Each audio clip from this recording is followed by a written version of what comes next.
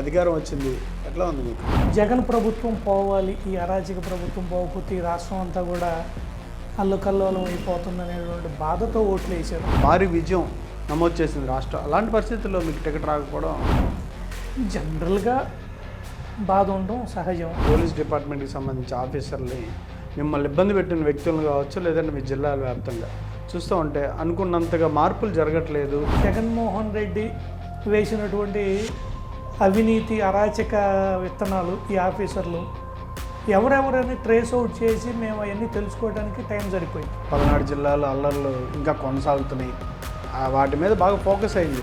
ప్రత్యర్థులను ఏరిపారేయాలి అనేటువంటి కనుక మాకు ఆలోచన ఉండి మా నాయకులంతా కూడా ఆ విధంగా ముందుకు వెళ్ళి ఉన్నట్టయితే ఇప్పటికే చాలా జరిగుండే ఇన్సిడెంట్లు. ఈయన మరి ఇప్పుడు ప్రతిపక్ష హోదా కావాలి, అది వింటేనే అసెంబ్లీకి వస్తా, నాకు మాట్లాడడానికి మైక్ కావాలి. 2019లో 23 సీట్లు ఇచ్చినప్పటికీ వాళ్ళు ఎంత అవహేళన చేస్తున్నప్పటికీ కూడా ఆయన అసెంబ్లీకి వెళ్ళి ప్రజా సమస్యలను అసెంబ్లీలో పెట్టగలిగారు. అమరావతి రాజధాని విషయం, ఆంధ్రప్రదేశ్ రాజధాని అమరావతిని చంద్రబాబు నాయుడు గారు ప్రపోజ్ చేశారు కాబట్టి అమరావతి అని ఉండకూడదు, 3 క్యాపిటల్స్ 3 రాజధానులు ఉండాలని చెప్పి చిన్నపిల్లలు చేష్టలు చేసి అయ్యే సైకో చేష్టలు ప్రజలంతా కూడా అతన్ని ఇంటికి సాగనంపడానికి అయ్యే నాందేని.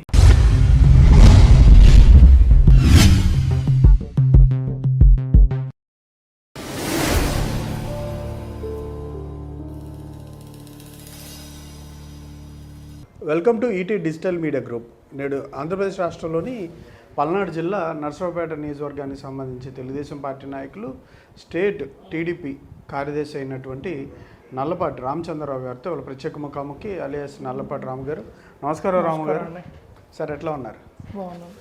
అధికారం వచ్చింది, ఎట్లా ఉంది మీకు? రాష్ట్రం బాగుపడటానికి అవకాశం దొరికింది అనేది ప్రజలందరూ ఆలోచన. ఇప్పటి వరకు ఏంటంటే జనాలకు కూడా, ప్రజలందరికీ కూడా జగన్ ప్రభుత్వం పోవాలి, ఈ అరాచక ప్రభుత్వం పోకపోతే ఈ రాష్ట్రం అంతా కూడా అల్లకల్లోలం అయిపోతుందనేటువంటి బాధతో ఓట్లు వేసారు. చంద్రబాబు నాయుడు గారి మీద ఉన్న నమ్మకంతో వాళ్ళు పెద్దగా ఎక్కువ ఎక్స్పెక్ట్ చేసేది జనాలంతా కూడా ఇవ్వడండి. ముందు ఆ రాక్షస యుగం అనేది ఒకటి పోయింది, ప్రజలంతా ప్రశాంతంగా గాలి పీల్చుకోవచ్చు అనేటువంటి ఆలోచన. అలాగనే చంద్రబాబు నాయుడు గారి మీద ఉన్నటువంటి నమ్మకం, డెవలప్మెంట్ మీద. రాజధాని లేకుండా 3 రాజధానులు అని చెప్పి జగన్మోహన్ రెడ్డి ఆడినటువంటి నాటకాలన్నీ కూడా ప్రజలు చూశారు. బ్రహ్మాండమైనటువంటి మెజార్టీతో ఆ రోజు జగన్మోహన్ రెడ్డి గారిని 151 సీట్లతో గెలిపిస్తే ఎంతో అనుభవం ఉన్నటువంటి చంద్రబాబు నాయుడు గారిని 23 సీట్లకే పరిమితం చేసి 2019లో 151 సీట్లతో జగన్మోహన్ రెడ్డి గారిని గెలిపిస్తే 5 ఏళ్లలో రాష్ట్రాన్ని ఒక 30 సంవత్సరాలు వెనక్కి తీసుకెళ్ళినటువంటి పరిస్థితులు చూశారు ప్రజలంతా కూడా. అంతకుముందు ఎప్పుడు కూడా ఎక్కడో బీహార్లో అరాచకాలు జరిగాయంట, ఉత్తరప్రదేశ్లో జరిగాయంట, ఒకళ్ళ ఆస్తులు ఒకళ్ళు దోచుకునేవాళ్ళంట, మాట్లాడితే కేసులు పెట్టి చంపేసేవాళ్ళంట అనేది మనం ఎప్పుడో విన్నాం.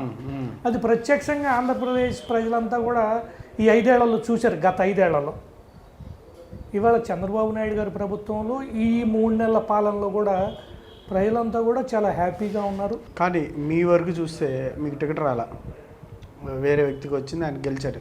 అంటే ఈ సందర్భంలో అంటే ఇంత భారీ విజయం నమోదు చేసింది రాష్ట్రం. అలాంటి పరిస్థితుల్లో మీకు టికెట్ రాకపోవడం బాధ అనిపించిందా? అది గెలిచిన తర్వాత ఇంకొంచెం బాధ ఉంటుంది కదా?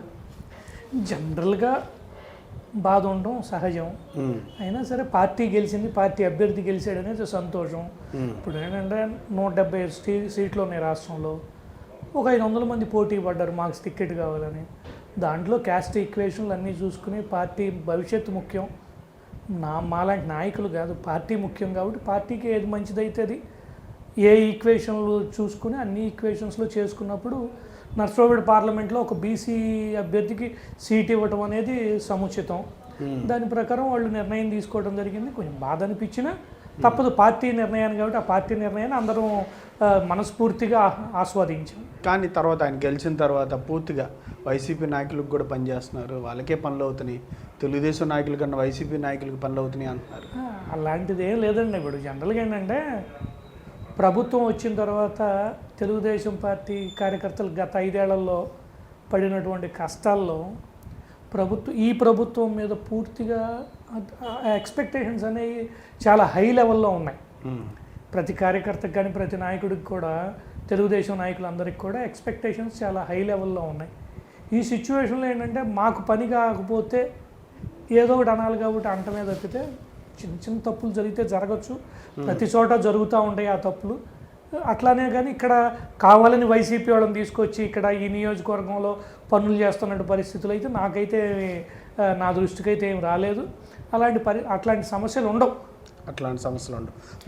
మిమ్మల్ని మీరు పార్టీ ఇక్కడ గెలిచిన తర్వాత మిమ్మల్ని ఎంతవరకు కలుపుకెళ్తున్నారు? నాతో ఆయనకు బాగా రిలేషన్, మా ఎమ్మెల్యే గారు అరవింద్ బాబు గారితో నాకు మంచి రిలేషన్సే ఉన్నాయి. ఏదైనా నాకు ఏదైనా అవసరం ఉంటే, మా కార్యకర్తలకు ఏదైనా అవసరం ఉంటే నేను ఆయనకే ఫోన్ చేసి చెప్తాను. జనరల్గా ఏంటంటే అంతకుముందు నేనే డైరెక్ట్గా ఆఫీసర్లతో మాట్లాడేవాడిని.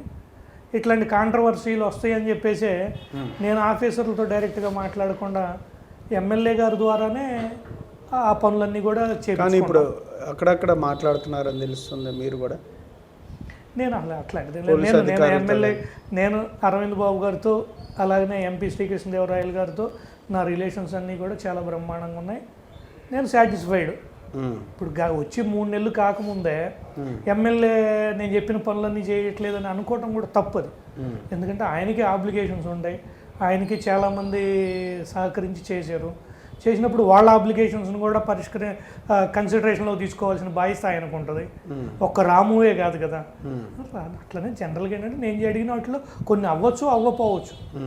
ఇప్పుడు కార్యకర్తలు వచ్చి అడిగిన వాటిలో సపోజ్ ఒక డీలర్షిప్ ఏదో మార్చాలి, ఆ డీలర్షిప్ మారిస్తే ఒకళ్ళకే ఇవ్వగలుగుతాం. అక్కడ 10 మంది ఆశావహులు ఉంటారు. ఆ 10 మందిలో 9 మంది రాలేదని నిరాశపడి ఏదో కామెంట్ చేయడం కరెక్ట్ కాదు. అలాంటి వాతావరణం ఉందంటారు అయితే? 100%. అట్లాంటి అంటే ఆఫీసర్లు, అంటే పోలీస్ డిపార్ట్మెంట్కి సంబంధించి ఆఫీసర్ని మిమ్మల్ని ఇబ్బంది పెట్టిన వ్యక్తులను కావచ్చు, లేదంటే మీ జిల్లాల వ్యాప్తంగా చూస్తూ ఉంటే అనుకున్నంతగా మార్పులు జరగట్లేదు, పాత వాళ్ళని ఉంచుతున్నారు, మీ వల్ల కావట్లేదు తెలుగుదేశం వాళ్ళ వల్ల అంటున్నారు. అంటే బయట అదేంటి నిజమేనా? అది నిజమే కొంతవరకు. ఏంటంటే ఇప్పుడు ఒక అధికారిని వైసీపీలో గవర్నమెంట్లో నియమించినటువంటి అధికారి తెలుగుదేశం పార్టీకి వ్యతిరేకంగా తెలుగుదేశం పార్టీ కార్యకర్తల మీద కక్ష సాధింపు చర్యలకి ఉపయోగపడినటువంటి పోలీస్ ఆఫీసర్ని తెలుగుదేశం పార్టీ అధికారంలోకి వచ్చిన తర్వాత కంటిన్యూ చేయడం అనేది కరెక్ట్ కాదు. ఎందుకంటే అతనికి తెలుసు నన్ను వీళ్ళు ఉంచరు అని. పోయేటప్పుడు తెలుగుదేశం పార్టీకి డ్యామేజ్ చేసే పోతాడు అతను. నేను ఇవాళ ఏదైనా మంచి చేసినా నన్ను వీళ్ళు ఉంచరు కాబట్టి పోయేటప్పుడు కూడా ఆ వైసీపీ వాసనే ఉంటుంది వాళ్ళకి. సో పోతారని తెలిసిన తర్వాత వాడిని ఒక్కరోజు కూడా ఉంచకూడదు. కానీ 3 నెలలు 2.5 నెలలు మేము కంటిన్యూ చేసాం. అది కొంత మిస్టేక్. అది పార్టీ నిర్ణయం ఏంటంటే ఇప్పుడు జగన్మోహన్ రెడ్డి వేసినటువంటి అవినీతి అరాచక విత్తనాలు ఈ ఆఫీసర్లు ఎవరెవరని ట్రేస్ అవుట్ చేసి మేము అవన్నీ తెలుసుకోవడానికి టైం సరిపోయింది. ఎందుకంటే ఐఏఎస్ వ్యవస్థ కానీ ఐపీఎస్ వ్యవస్థ కానీ గవర్నమెంట్ యంత్రాంగంలో దాదాపు ఎక్కువ మందిని అవినీతి పరులను తయారు చేసిపోయాడు జగన్మోహన్ రెడ్డి. అవినీతి పరులను తయారు చేసిపోయాడు అతను. ఆ అవినీతి పరులను అందరినీ మళ్ళా ప్రక్షాళన చేసి జనజీవన స్రవంతిలోకి వచ్చి ప్రజలకు ఉపయోగపడేటట్టు చేయాలి అంటే కొంత కసరత్తు అవసరం. దాంట్లో భాగంగానే అన్ని ఈక్వేషన్స్ చూసుకుని ఎవరెవరు ఏం చేశారనేది చూసుకుని అది మార్చే పద్ధతుల్లో ఒక 2.5-3 నెలలు లేట్ అయిన మాట వాస్తవం. దానివల్ల పార్టీకి కొంత డ్యామేజ్ అయిన మాట కూడా వాస్తవమే. ఎందుకంటే తెలుగుదేశం పార్టీ అధికారంలోకి వచ్చిన తర్వాత కూడా కొంతమంది మీద కేసులు పెట్టారు అంటే తెలుగుదేశం పార్టీ కార్యకర్తల మీద డెఫినెట్గా అది మాకు ఇబ్బందికరమైనటువంటి విషయమే. మరి ఇప్పుడు ఎంతవరకు సెటరేట్ అయింది? అది జరుగుతుందా ప్రాసెస్? చిన్నగా అవుతున్నాయండి. మోస్ట్లీ మంత్ ఎండింగ్కి అన్నీ క్లియర్ అవ్వచ్చు, పెద్ద ఇబ్బంది ఏమి ఉండదు. మీ నియోజకవర్గంలో పార్టీ గెలవడానికి మీ ప్రయత్నం ఏం చేశారు? మీరు చివరి వరకు టికెట్ కోసం ఎక్స్పెక్ట్ చేశారు, రాలేదు, పార్టీకి గెలిచింది. దీంట్లో మీ పాత్ర ఏంటి? పూర్తి స్థాయిలో నన్ను ఏ రకంగా అయితే ఎమ్మెల్యే అభ్యర్థి ఎంపీ అభ్యర్థి వాడుకున్నారో ఆ రకంగా వాళ్ళకి ఉపయోగపడ్డాం మేము. ఎక్కడా కూడా పార్టీ టికెట్ 3 పోటీ పడ్డాం, 2కి 2 అకామిడేట్ చేశారు, ఒకళ్ళకి ఒక చోట ఒకళ్ళకి ఇక్కడ. నాకు రానప్పటికి కూడా బాబు గారిని కలిసినప్పుడు అడిగినప్పుడు కూడా మీరు చేసి అభ్యర్థిని గెలిపించురండి, మీ బాధ్యత నాది అన్నారు ఆయన. అంతే, అధినాయకుడి మీద నమ్మకంతో 100% మా ఎఫర్ట్స్ అన్నీ పెట్టాము. అది ఎమ్మెల్యే అభ్యర్థి కానీ ఆ రోజు నిలబడినటువంటి ఎంపీ అభ్యర్థి కానీ ఏ రకంగా మా సేవలు కావాలనుకున్నారు, మా అవసరం ఎక్కడుందో వాళ్ళు చెప్పారు. వాళ్ళకి అడిగినటువంటి పరిస్థితుల్లో ఎక్కడైతే మా అవసరం ఉందో అక్కడ మేము పనిచేసాం. దాంట్లో దాంట్లో ఎక్కడా కూడా పార్టీకి వ్యతిరేకంగా మాట్లాడినటువంటి సందర్భం ఒక్కటి కూడా లేదు. మీకు ఫ్రీ హ్యాండ్ ఇచ్చారా మొన్న కానీ ఇప్పుడు కానీ ఎలక్షన్స్ టైంలో?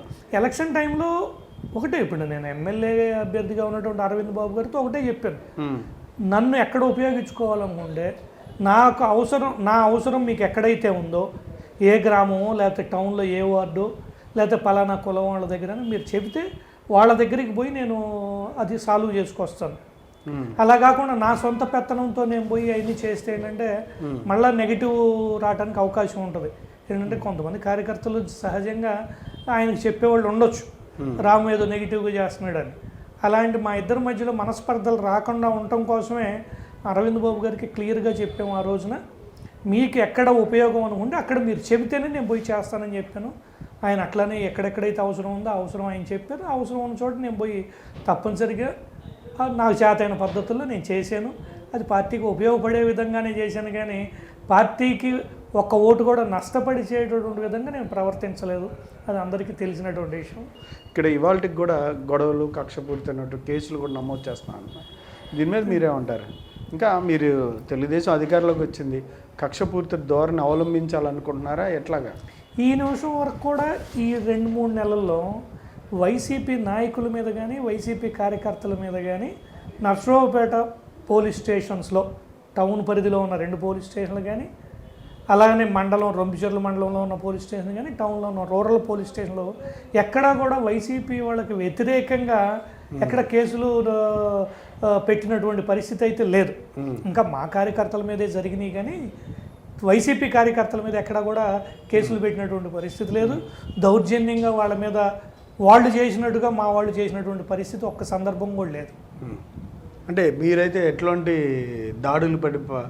దాడులు దిగడం కావచ్చు, లేదంటే వేరే రకంగా కక్షపూరితంగా వ్యవహరించగా ఎవరైతే ఉద్యోగస్తులుగా ఉన్న వాళ్ళని కూడా జీతాలు రాకుండా ఆపుతున్నారని చెప్పి సొసైటీలో జరుగుతున్న వాటి గురించి నేను కూడా మాట్లాడాను. అలాంటిది ఇప్పుడు మా అధినాయకుడు గౌరవ ముఖ్యమంత్రి గారు చంద్రబాబు నాయుడు గారు గవర్నమెంట్ వచ్చిన వెంటనే ప్రెస్లోనే ఓపెన్గా చెప్పారు, ఎమ్మెల్యేలందరినీ ఎంపీలందరినీ కూర్చోబెట్టి మాట్లాడిన రోజు కూడా క్లియర్గా చెప్పడం జరిగింది.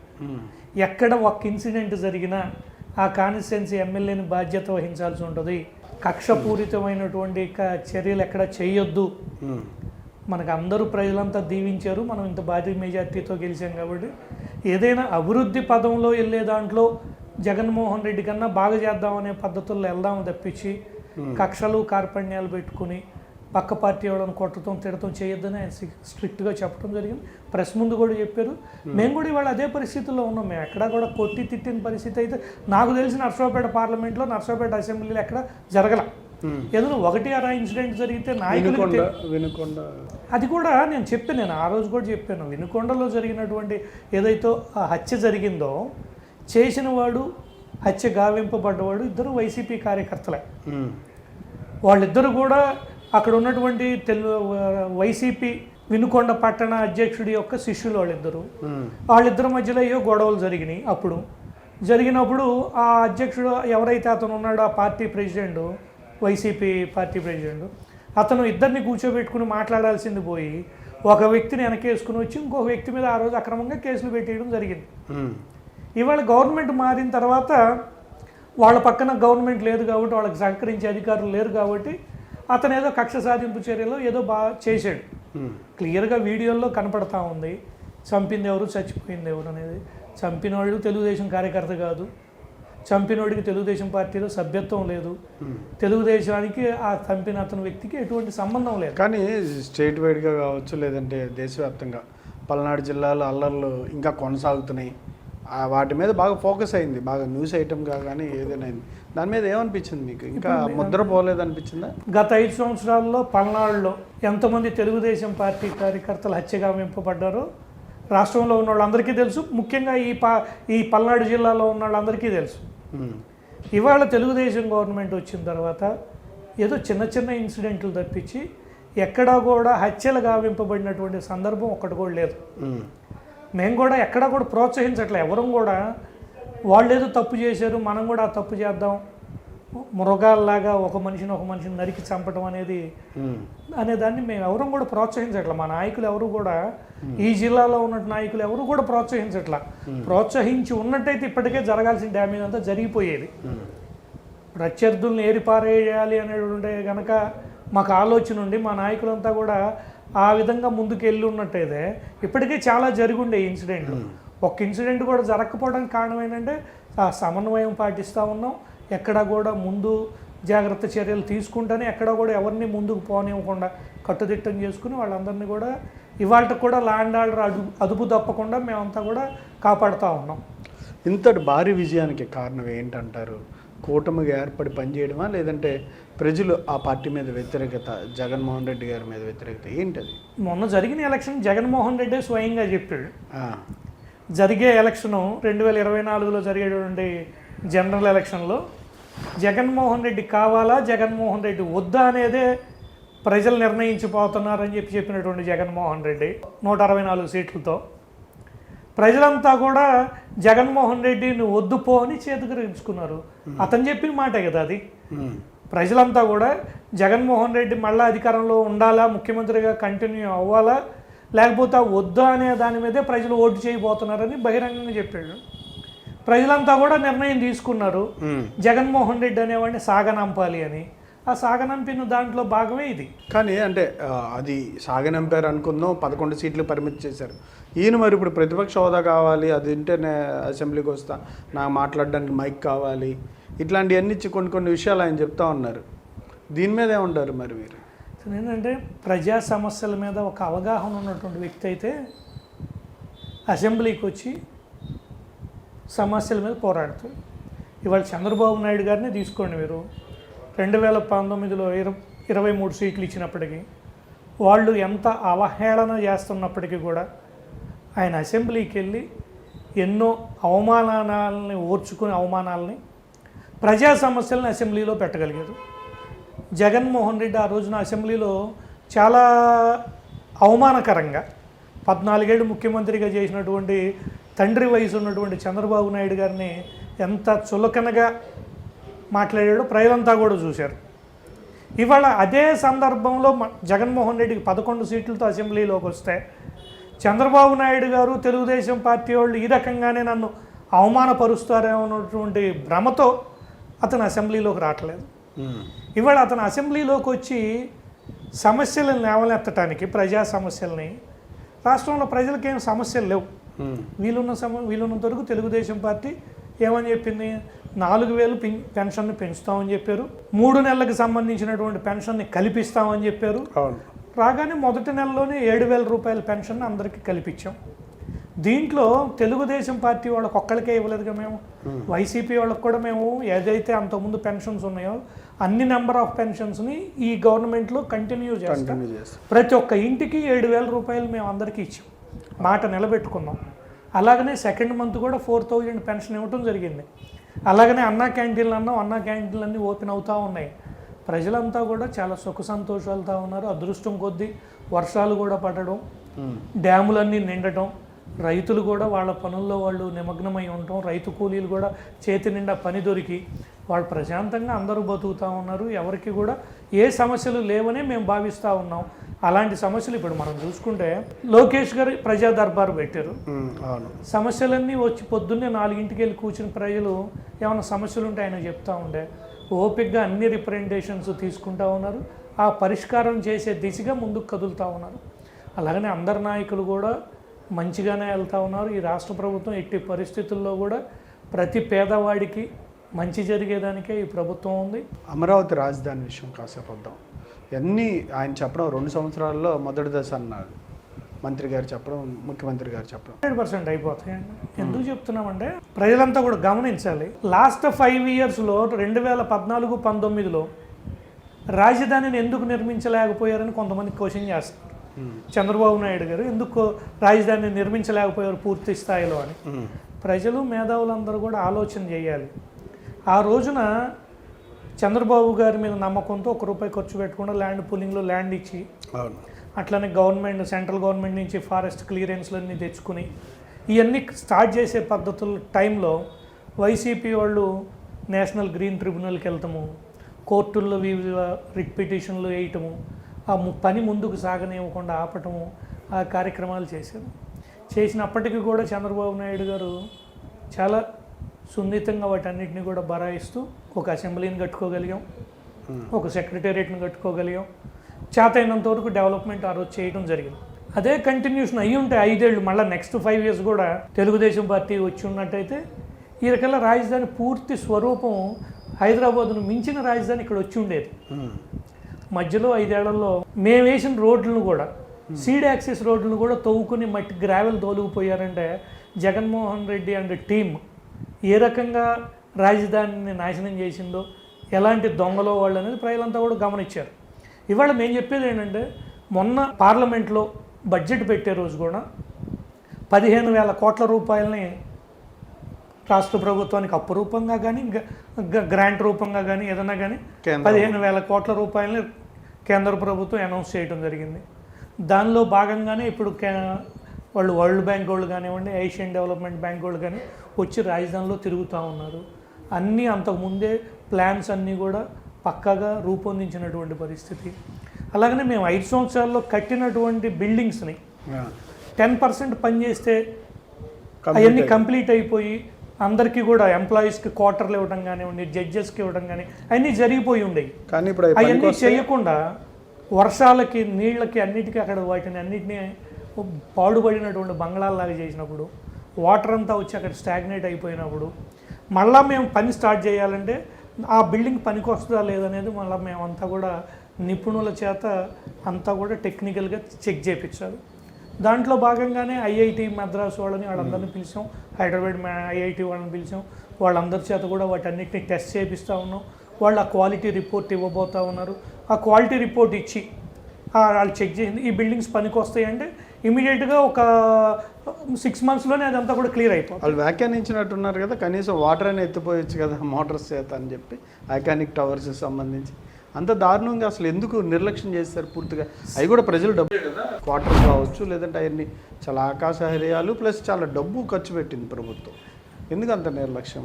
జగన్మోహన్ రెడ్డి గారికి ఏంటంటే ఆ సైకో చేష్టలు శాడిస్ట్ చేష్టలు. ఇప్పుడు చంద్రబాబు నాయుడు గారు ఒక అభివృద్ధి పదానికి శ్రీకారం చుట్టారు. నువ్వు దాన్ని ముందుకు తీసుకెళ్ళినట్టయితే నీకే పేరు వచ్చి ఉండేది. ఇవాళ ఆంధ్రప్రదేశ్ రాజధాని అమరావతిని చంద్రబాబు నాయుడు గారు ప్రపోజ్ చేశారు కాబట్టి అమరావతి అని ఉండకూడదు, 3 క్యాపిటల్స్ 3 రాజధానులు ఉండాలని చెప్పి చిన్నపిల్లలు చేష్టలు చేసి ప్రజల సొమ్ముని, ప్రభుత్వ సొమ్ముని ఆ రకంగా కంప్లీట్ అవ్వటానికి సిద్ధంగా ఉన్నటువంటి బిల్డింగ్స్ను కూడా వాటన్నిటిని కూడా నిర్లక్ష్యం చేసి ప్రజాధనాన్ని వృధా చేసినటువంటి జగన్మోహన్ రెడ్డి. నేను ఆ రోజు కూడా ఛాలెంజ్ చేయడం జరిగింది. 33,000 ఎకరాలను మేము రైతుల దగ్గర నుంచి ల్యాండ్ పూలింగ్లో తీసుకున్నాం. మా నాయకుడికి ఉన్నటువంటి క్రెడిబిలిటీ అది, చంద్రబాబు నాయుడు గారి మీద ఉన్నటువంటి నమ్మకంతో ప్రజలు ఇచ్చారు. ఇవాళ జగన్మోహన్ రెడ్డి గారు అధికారంలోకి వచ్చారు 2019లో. ఆ రోజు కూడా మేము ఛాలెంజ్ చేసాం, మీకు దమ్ము ధైర్యం ఉంటే మీ కాన్స్టిట్యున్సీలో ఏ ఒక్క విలేజ్లో అయినా సరే ఒక 1000 ఎకరాలు గవర్నమెంట్ పర్పస్ కోసం ల్యాండ్ పూలింగ్లో తీసుకో, నీకు ప్రజల్లో నీకు ఎంత నమ్మకం ఉందో తెలుస్తుంది అని చెప్పడం జరిగింది. మేము ఇప్పుడు పులివెందుల్లో జగన్మోహన్ రెడ్డి ఒక 1000 ఎకరాలు ల్యాండ్ పూలింగ్లో తీసుకుని ఉన్నట్టయితే, ప్రపోజల్ పెట్టి ఉన్నట్టయితే ప్రజలకు అతని మీద ఏమాత్రం నమ్మకం ఉంది ఏంటనేది తెలిసేది, ఎంతమంది ఇచ్చేవాళ్ళు ఇవ్వనోళ్ళు తెలిసేది. చంద్రబాబు నాయుడు గారు ప్రారంభించినటువంటి అమరావతిని రూపురేఖలన్నీ మార్చేయాలి, అమరావతి అనే పేరు వినపడకూడదు అనేటువంటి కుటిల బుద్ధితో జగన్మోహన్ రెడ్డి చేసినటువంటి ఏవైతే సైకో చేష్టలు ఉన్నాయో అయ్యే సైకో చేష్టలు అతని పతనానికి నాందైని, ప్రజలంతా కూడా అతన్ని ఇంటికి సాగనంపడానికి అయ్యే నాందేని అంటారు. గ్రీన్ జోన్ అని చెప్పి కొన్ని ప్రాంతాలని పరిగణలో తీసుకొని అక్కడ ఎటువంటి రియల్ ఎస్టేట్ భూమి అనేది లేకుండా దీని మీద కొంత విమర్శలు కూడా వస్తూ ఉన్నాయి. చేయటం తర్వాత గ్రీన్ జోన్ ఉండాల్సిందే, అటవీ ప్రాంతం ఉండాల్సిందే, పచ్చని పొలాలు ఉండాల్సిందే. జోగి రమేష్ గారు వంతు వచ్చింది, రేపు ఎవరు వంతు? జగన్మోహన్ రెడ్డి గారు కూడా అరెస్ట్ చేసే అవకాశాలు ఎంతవరకు ఉన్నాయి? తవ్విన కొద్దీ అక్రమాలు బయటపడతా ఉన్నాయి, ప్రజలంతా కూడా చూస్తూ ఉన్నారు. ఫైల్స్ తగలబెట్టడం ఏంటి, అవినీతి బట్టబయలు అయితే వాళ్ళని అరెస్ట్ చేయడం తథ్యం. మీరు ప్రచారంలో ఇంట్లో 3 ఆడపిల్లలు ఉంటే మీకు 15,000, మీకు 15,000, మీకు 15,000 ఇలా చెప్పుకుంటూ వచ్చారు. నిజంగానే కుటుంబంలో ఉన్న అందరికీ ఈ తల్లికి వందనం అందుతుందా లేదా ఆడుతున్నారు?